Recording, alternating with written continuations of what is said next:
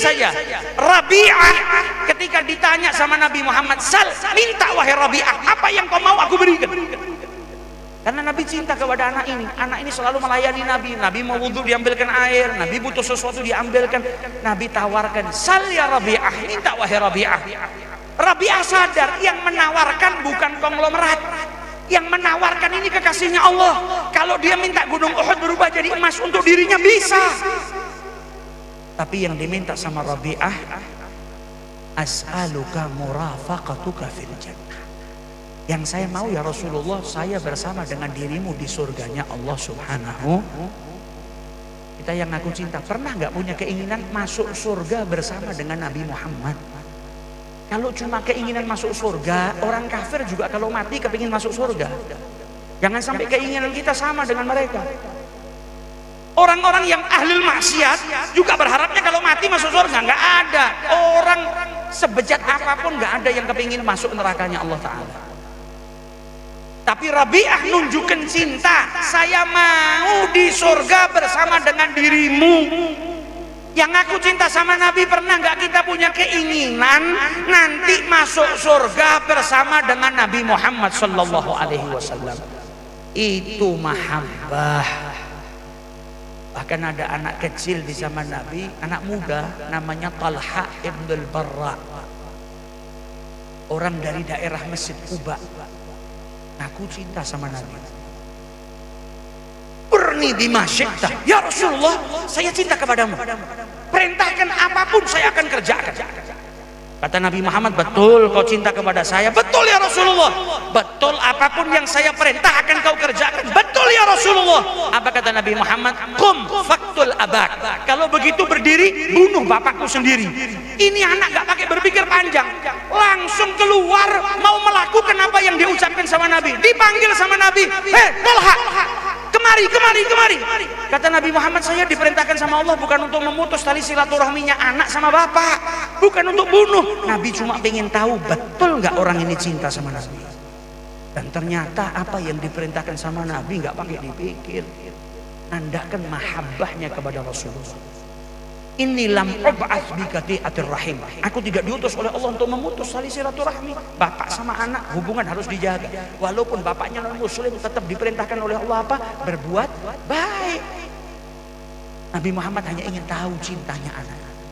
Sehingga ketika Talha ibn al-Barra sakit di malam hari, di musim dingin, Nabi Muhammad keluar dari rumahnya menuju ke daerah Quba. Beliau jalan kaki, mau apa? Menjenguk anak muda. Siapa Talha? Bukan anak pejabat, bukan anak raja, bukan anak orang istimewa.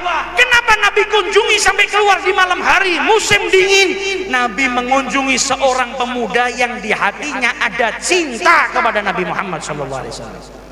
Ini istimewanya cinta. Kita sholawatan sama Nabi jangan dianggap gak sampai kepada Nabi. Kita ngucap salam sama Nabi jangan dianggap gak ada manfaatnya.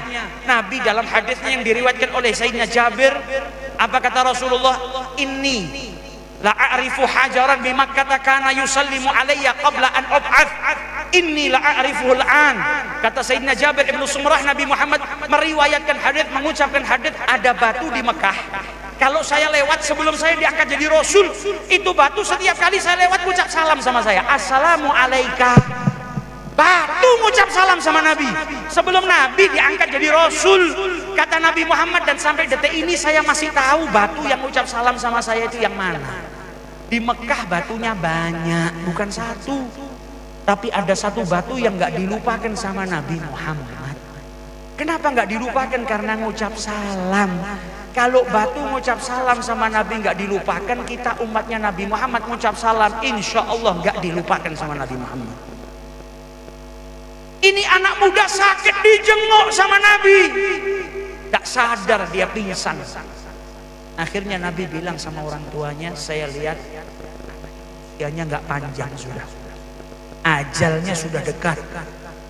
Nanti kalau Talha meninggal, jangan ditunda pemakamannya. Segerakan pemakamannya, tapi kabarin saya," kata Nabi Muhammad. "Saya mau menyaksikan pemakamannya, nyolatkan anak ini." Kita kalau mati berangan-angan disolatkan sama orang soleh, ada orang soleh yang ikut makamkan kita. Sahabat Nabi kalau mati semua kepingin Nabi nyolatkan ikut makamkan.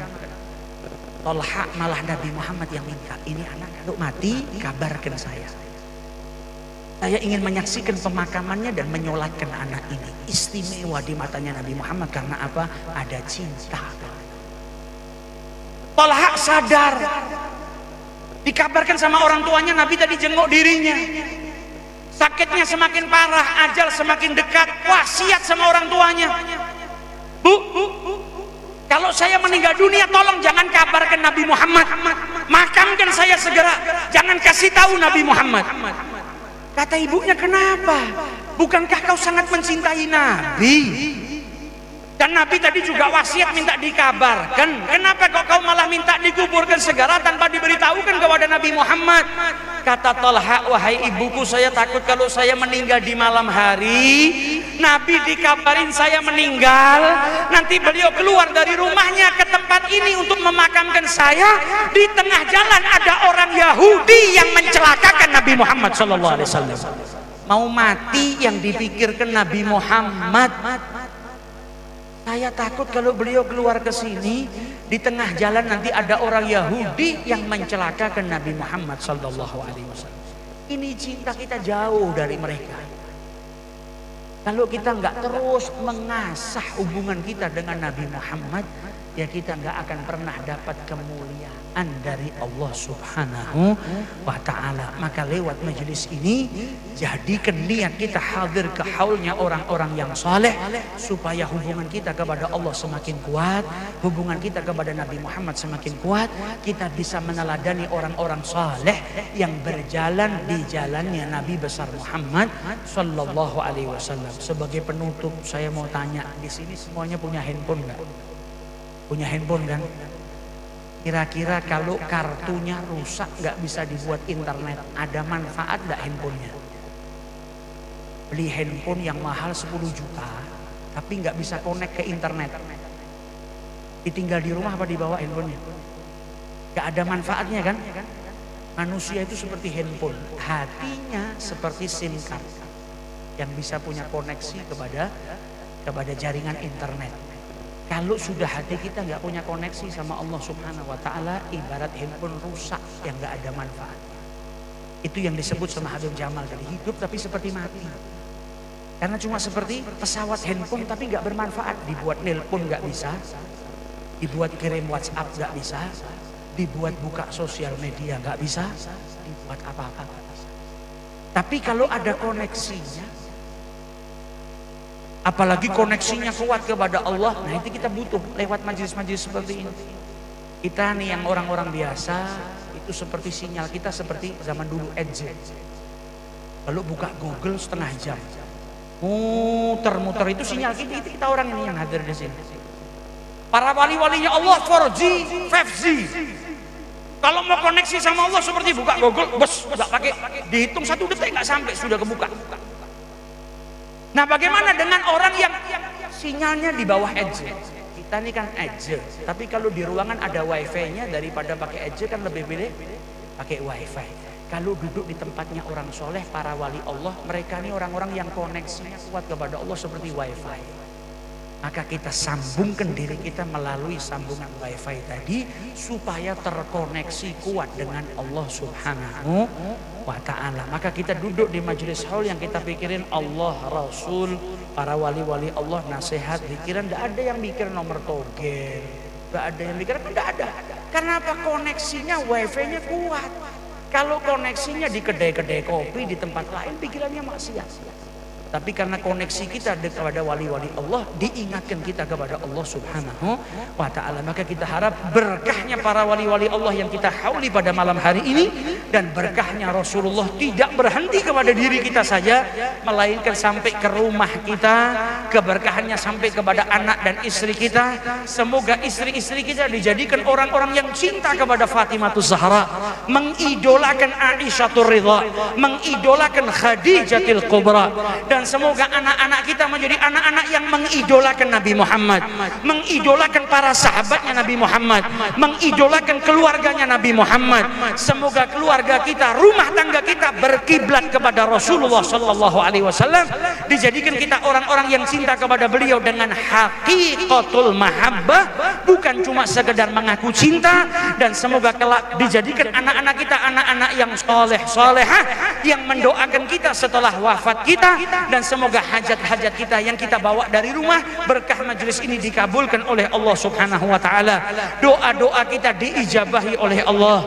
Malam hari ini kita berkumpul di sini, di waktu yang akan datang insya Allah kita berkumpul bersama-sama di makamnya Nabi besar Muhammad sallallahu alaihi wasallam, berziarah ke Baitullahil Haram. Dan semoga kelak kita dikumpulkan di majelis seperti ini bersama dengan Nabi Muhammad di surganya Allah subhanahu wa ta'ala. Dan kita doakan zuriyah keturunannya Kiai Haji Muhammad Sya'rani semoga diberkahi oleh Allah subhanahu wa ta'ala, diberikan oleh Allah kemudahan untuk meneruskan perjuangan kakeknya. Dan siapapun yang membantu terlaksananya majelis ini semoga diberikan rezeki yang berlimpah oleh Allah, keberkahan yang berlimpah oleh Allah. Dan kita semua yang hadir mendapatkan keberkahan yang berlimpah dari Allah subhanahu wa ta'ala. Allahumma inna lana atma'an fi rahmatikal khassati fala tuhrimna, wa dhununan jamilatan hiya wasilatuna ilaika fala tukhayyibna. Allahumma inna lana atma'an fi rahmatikal khassati fala tuhrimna, wa dhununan jamilatan hiya wasilatuna ilaika fala tukhayyibna. Wa sallallahu ala sayyidina Muhammadin wa ala alihi wa sahbihi wa sallam. Wal afu minkum. Thumma assalamu alaikum warahmatullahi wabarakatuh.